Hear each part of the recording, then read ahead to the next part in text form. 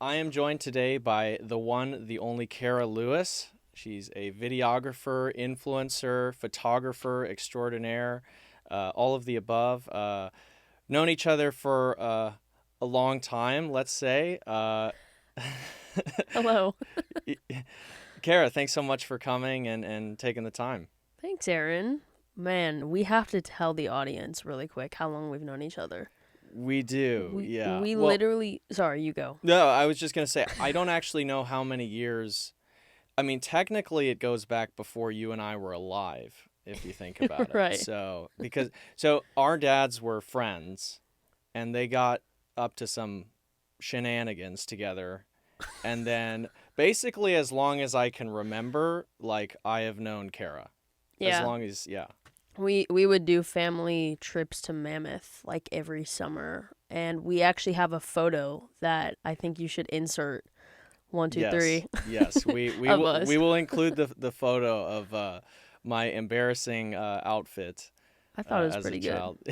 It was kind of cool. It's like It was pretty 90s. good. Yeah. but uh but yeah, so you are from California, as am I, and I'm sure a lot of people watching this will be familiar with your content. But but let's get into a little bit about you, kind of um, how you grew up initially, like what inspired you to become a creator. What were the early signs that you might get into this? Were there any early signs, or was this something that came later on? Yeah. Well, as you know, I come from a very artistic and creative family. My brothers did acting, all different types of music. My mom's an art teacher, like maybe mine is my dad, a traffic engineer. But yeah, so I was a gymnast and dancer my entire life. You know that. And I was always picking up my mom's phone and recording little videos. And I had a neighbor across the street that I would go to her house like every single day. And we would jump on the trampoline and make little videos and post them on YouTube. My entire life I was doing that. But I never thought it would turn into something like this as like a full time career, I Just kind of like guess. an outlet. Yeah, it was Yeah. just fun, something I loved to do.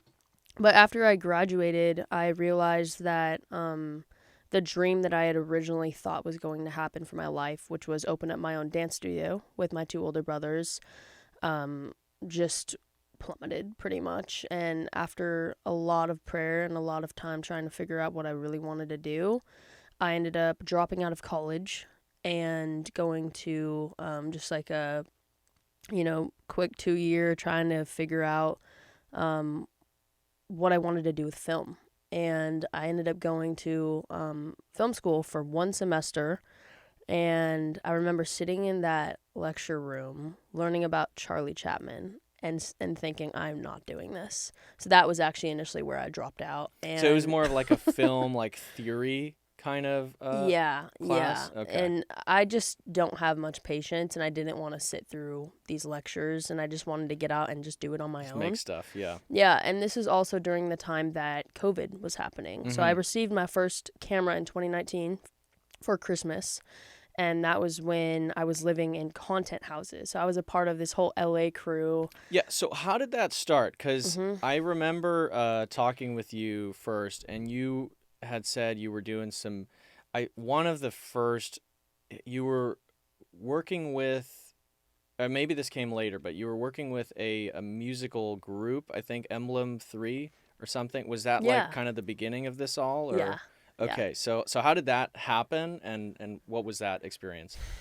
Well, I had a friend that I met in LA, still best friends to this day, and she said, "Hey, you should walk up to strangers and ask to film with them." And I was like, "No, that's crazy. I'm not going to do that." Unusual advice. Right. And Yeah. she's like, no, seriously, like there's one other guy that's doing it on TikTok, and I think that this is very your style.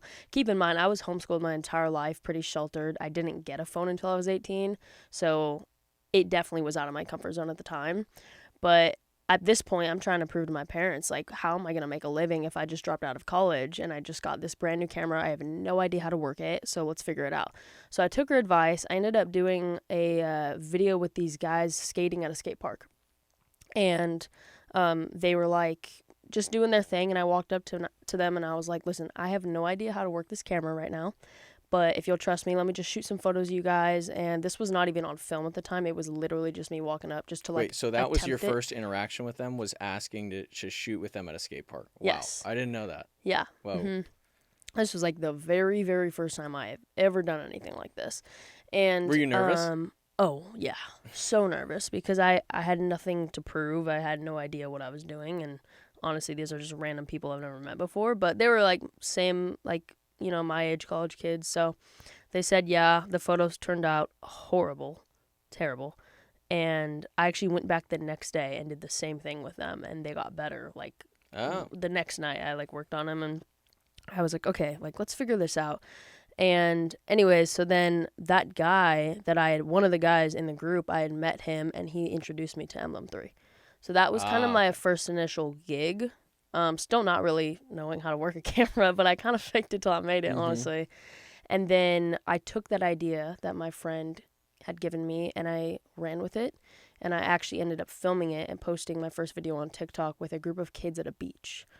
And I posted the video. I woke up at 2 a.m. and the video had 20,000 views.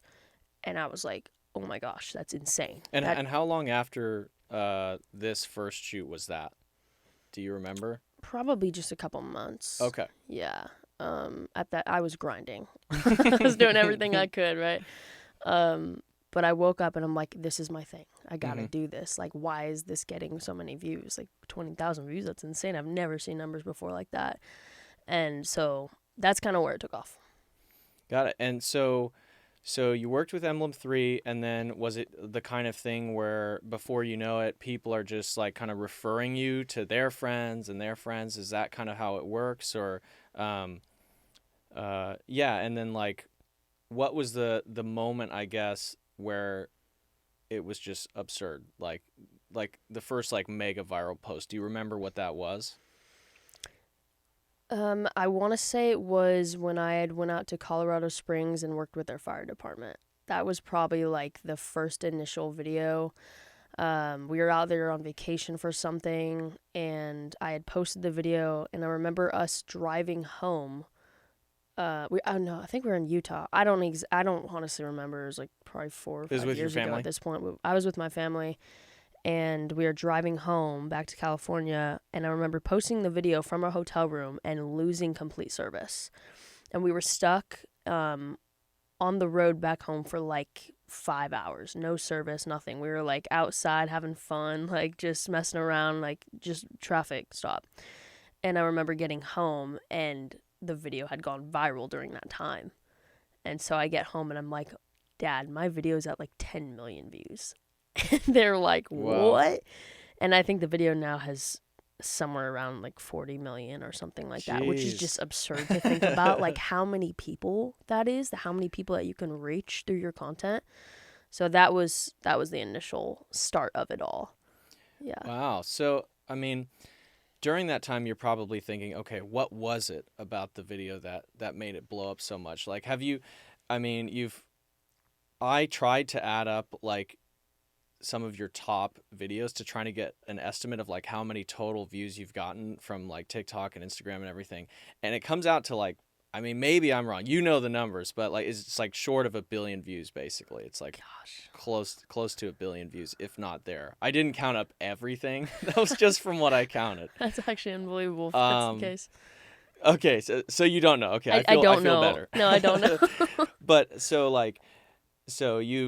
you have this video and you're just like, okay, like we're going to make more content like this. But like what goes through your head when you're making the content or you're preparing to go out and shoot something? Like, are there styles, or like, do you have preferences when you make that kind of content as to like what you want to make? The first thing that I think about is, how am I going to tell this story to the audience? They have no idea what I'm doing.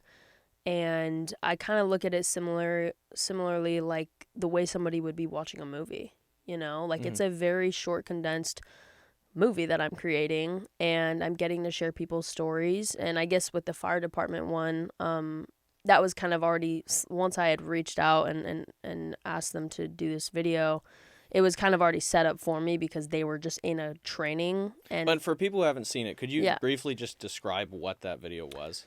yeah, I guess during the time they were just doing a training at their facility in Colorado Springs, and so I had walked up to them, asked the fire department, like, can I film this training process today? And the chief ended up taking me like on a call and having me ride around with him all day, and then I got to go up in their building and like see what they do, you know, and they are true heroes, and it was such a cool thing to be able to document and just have forever. That was the video, and then I ended up doing like a full video edit of this day, and I posted that as a part 2. Got it. Okay. Yeah.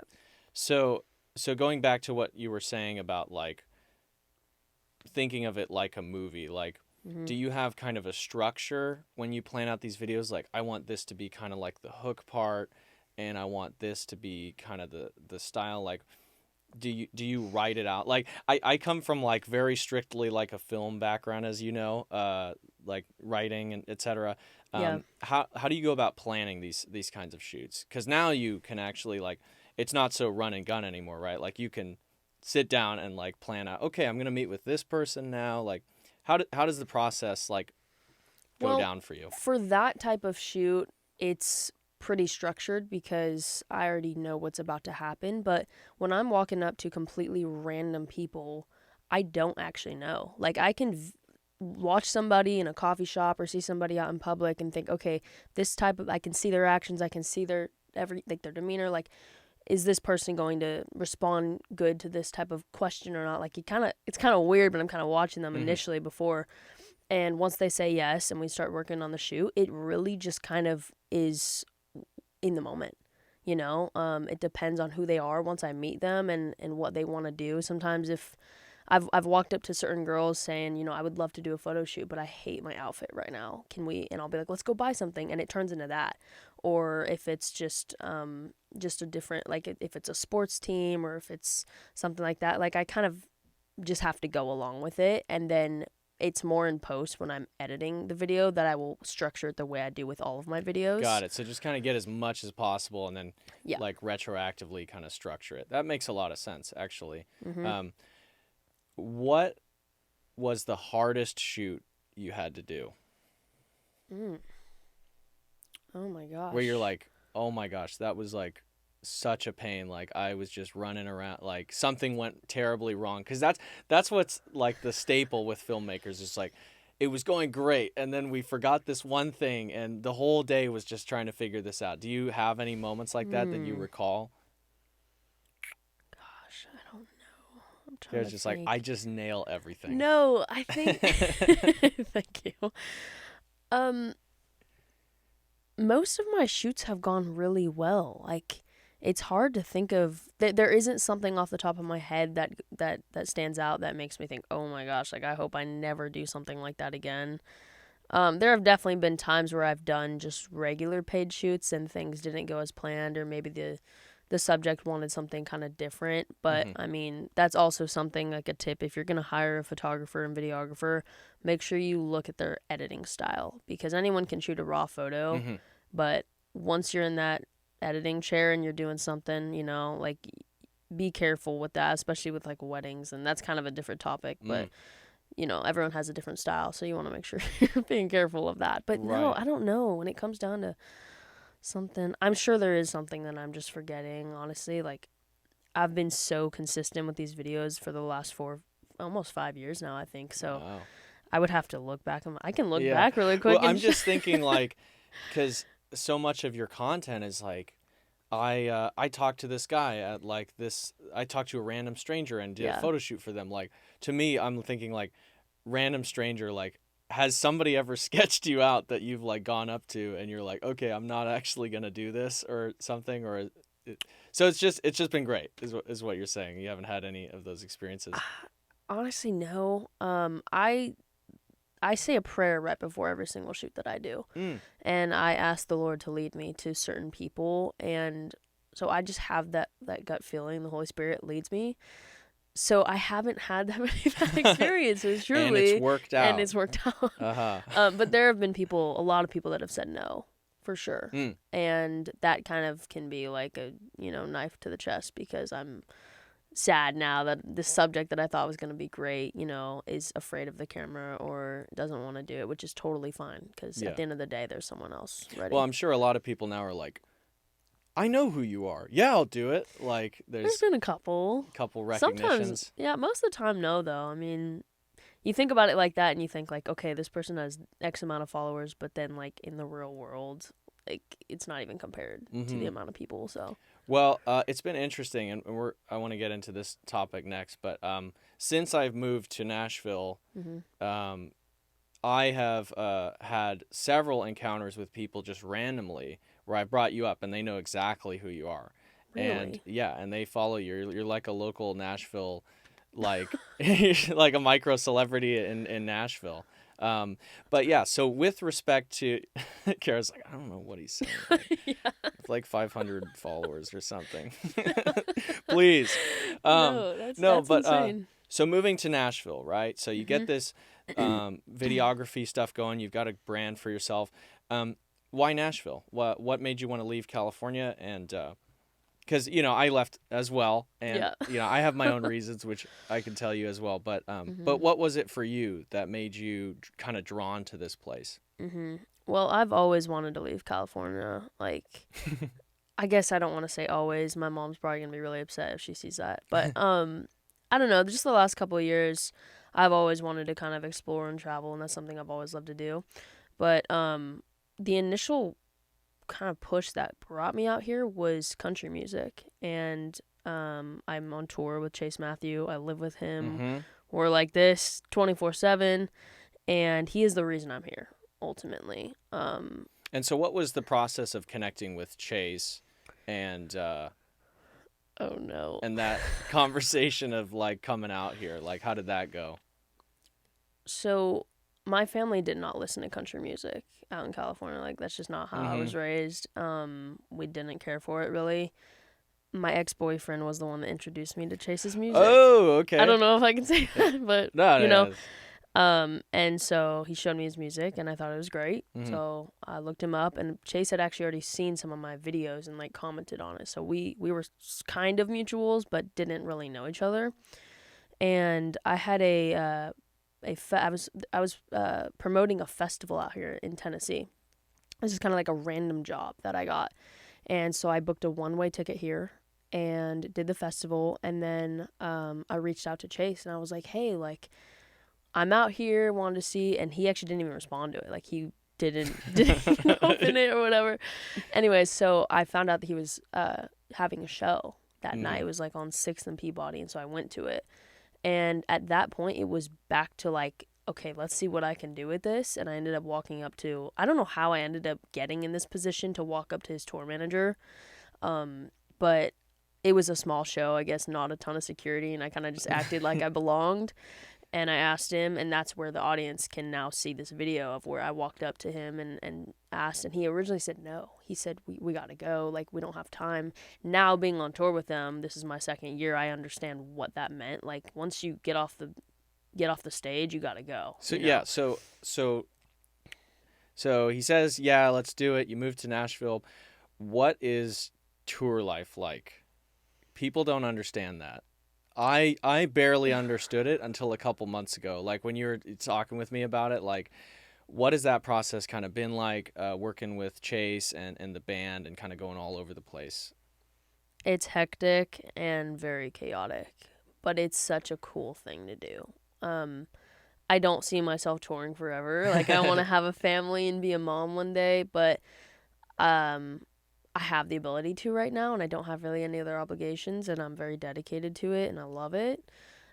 Touring is not as glamorous as people think it is. Like, oh, you get to ride in this super cool tour bus, which it is such a cool thing. Like, but like, well, they see your videos, Kara. It looks amazing. yeah. But I think the one thing about it is that there's no routine, and you get kind of lost in what you're doing. Like, you don't even realize like what day it is half of the time when you're on the road for like a whole month or however long, and you kind of just really lose track of everything except the one focus is just the job. Mm-hmm. But you do get to see so much. Like, there's so many places that I've been to in the United States that I would have never gone to on my own. And then this year we're actually touring international, which is such a cool thing. And I just feel very grateful to be able to travel with all these guys. And, I've made some of my best friends here at this point. Sorry, I'm kind of like going off track a No, little you're good. bit. And But what's like the scope of the videography work you're doing? Like, are you doing mostly vlog kind of stuff? Are you doing music video things as well for Chase? Like, what's kind of your role with them? my role is honestly just content director. I don't do music videos for Chase. He has his other people for that. But on the road, it's pretty much just capturing everything that happens. So Mm-hmm. say we go to a truck stop at 2 a.m. on the way to a show, and they want to go grab some food in the morning. Like, I'll bring my camera and document it, because this is something that Chase wants to have as a moment captured forever. Mm-hmm. And I love doing that. That's what I started out with, was capturing behind the scenes and the raw content, because I know that's what the audience wants to see. They love seeing him on stage, and they love seeing all the like stuff that you put in front of the camera, but what's behind the closed doors? Like, what's behind the bad days? What's Chase eating? What's his morning routine? Like, these are things that Mm-hmm. sometimes he doesn't want me to capture, but I'm like, trust me, like, people love to see this. And he's really listened to me Mm-hmm. after some time. Well, and it's got to be kind of an interesting journey as like, I mean, his like status as a musician has grown quite a bit over like the last year as well, and it's Yeah. I imagine even just the touring schedule has changed so much, and it's gotten busier, and like the crowds are getting bigger and things like that. It's to document that whole process is really interesting. It Mm-hmm. reminds me a lot. This is not comparable at all, but I used to do like behind the scenes videography for these producers. It was a producer trio that was based in LA.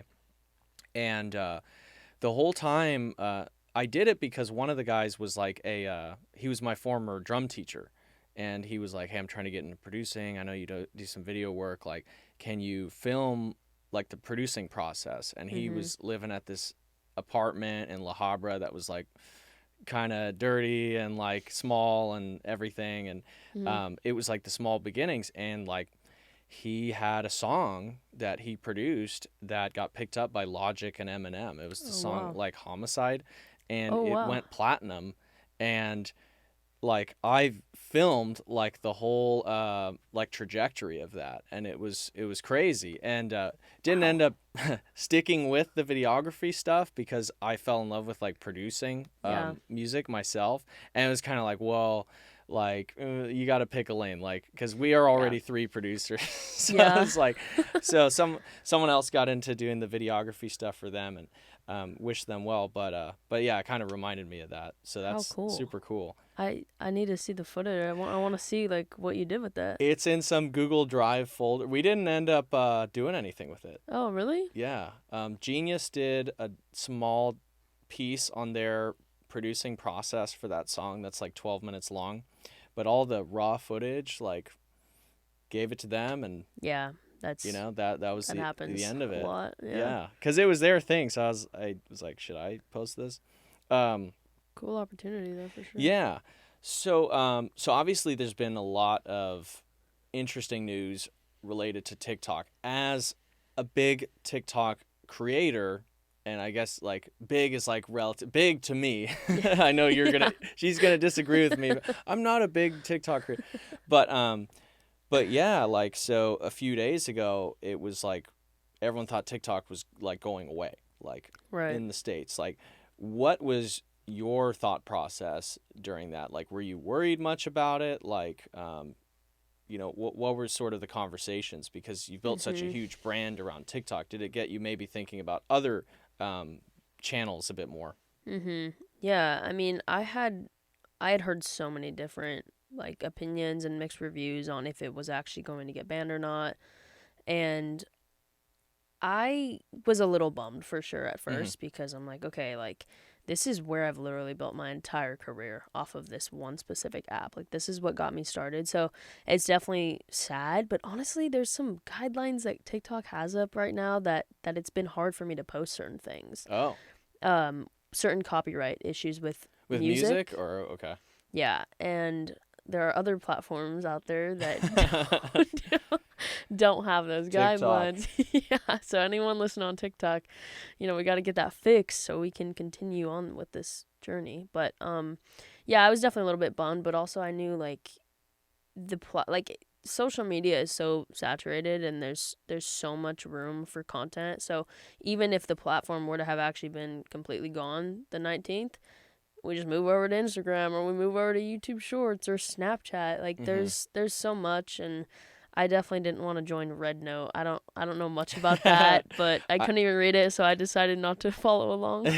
I will admit I made a Red Note account. Okay, I tell was me about unable to it. read half of the words I saw on there, so that made it difficult to use as an app.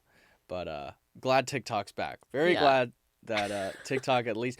Well, as I understand it, it's like a 90-day extension, and then we'll yeah. see kind of what happens with it. But so looking to like kind of where the whole um, social media industry is at today, like for new content creators, do you feel like it's harder now maybe than it might have been like several years ago? Like are there a lot more voices kind of like crowding the space? Because I know like from the music perspective, like talking to A&Rs in this town and other Mhm. places, that's one thing they say is like, well, there's so many more musicians now online and posting on SoundCloud and self-producing and stuff. It's harder to kind of maybe get heard as a musician. Um, what's your sense of what it might be like now? Like if you decided to, let's say today was your day one of starting Mm. videography, do you think it'd be harder or? I'm not sure. I think that the algorithm is constantly changing, Mm-hmm. so I don't actually know the answer to that, and honestly, I don't think anybody does. Mm-hmm. But I will say that when you're following trends, like it can be really difficult to get views because everybody's doing it, which is why I say always try and do something that's original. Mm-hmm. Like it can take a lot more time to come up with something, and maybe you might get a little more hate for it because you're doing something different. But at the end of the day, like if it's getting talked about, then great, or if you're, getting views and it's something that's different, like that's what you want. And yeah. So I don't know. I mean, Mm-hmm. that I don't know though. That's Yeah. like kind of undetermined. If I were to start day one, I don't know how my videos would do if I just started. Probably Yeah, it's kind of hard to somewhat the say same, too. but Like you are at the mercy of like the algorithm, as you said.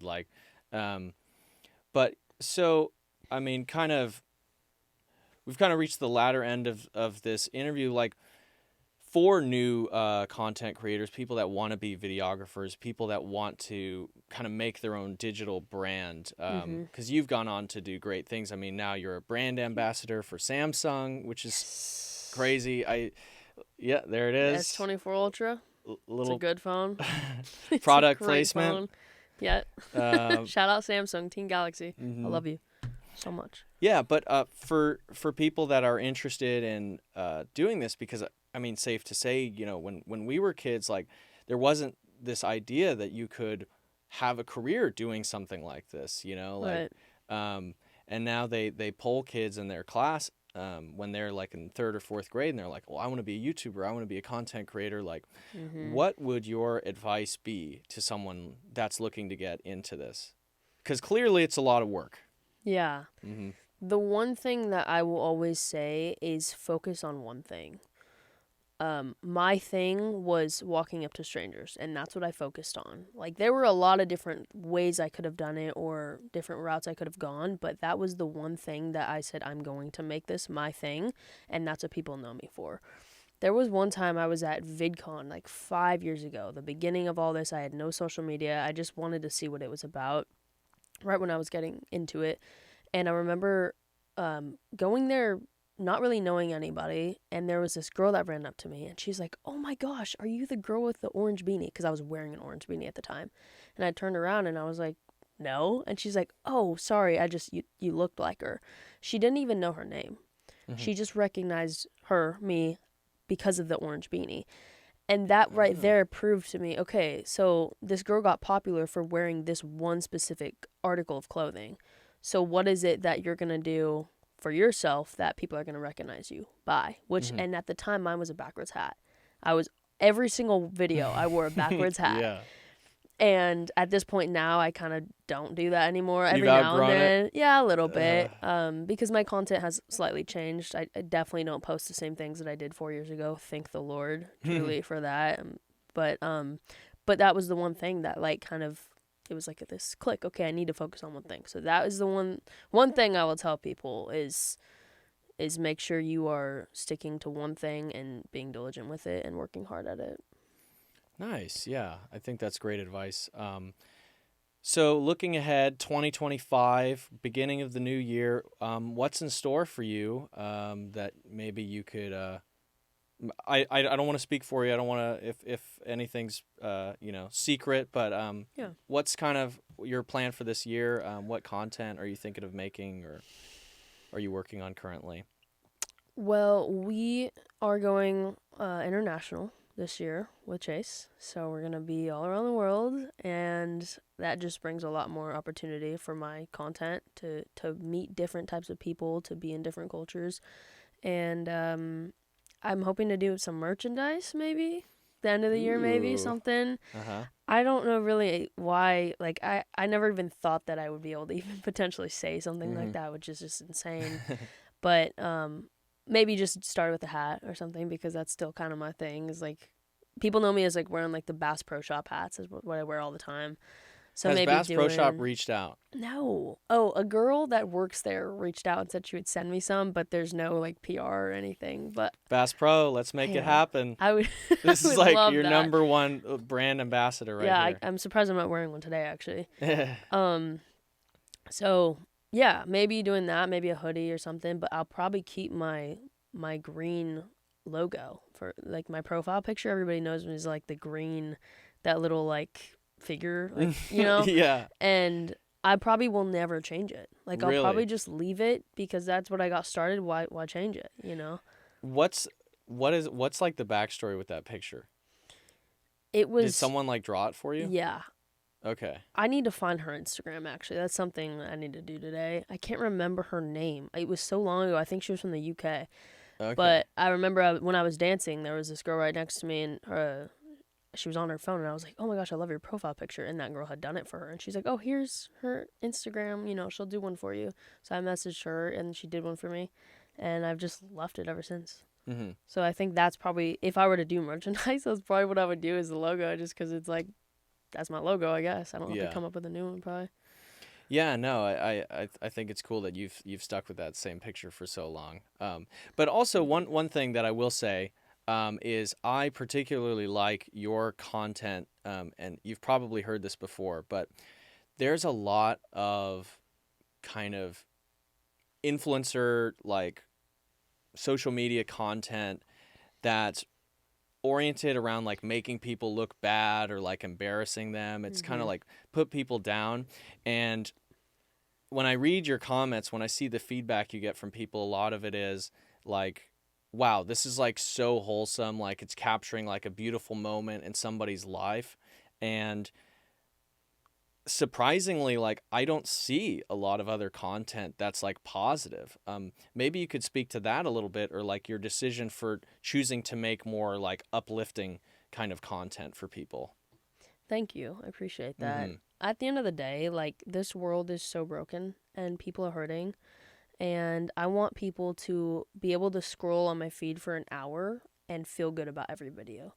I don't want people to, when you pick up your phone and you're scrolling on social media and you put it down, you don't want to feel worse. And I feel like that is the case a lot of the Mm-hmm. time. I'll be scrolling and I just, like, every video I'm like, gosh, like, you just embarrass this person. And I deep down, I just don't want to do that for people. Mm-hmm. And I just want to be loving and kind, and that's just ultimately like how I want to live. It's not even about the social media thing. Like, it really is like, I want to be able to help people, even if it wasn't documented. Like, Mm-hmm. but that's what I think this world needs, and social media needs to kind of switch over to that a little bit. And if I can at least set the example, then that's the goal, and it's all the Lord that's given me this platform, truly. Yeah, that's awesome. Okay. Closing rapid fire questions. Carolus, what is your favorite color? Light pink. Light pink. Who is the most famous person in your contacts? Doja Cat. That's a big one. Cruise or flight? Flight. Okay. I should really say boat or plane because You can redo it. I would probably do a it's too late. Too late. Yeah. I was thinking of like some really awful like would you rather questions. I'm not going to ask those questions.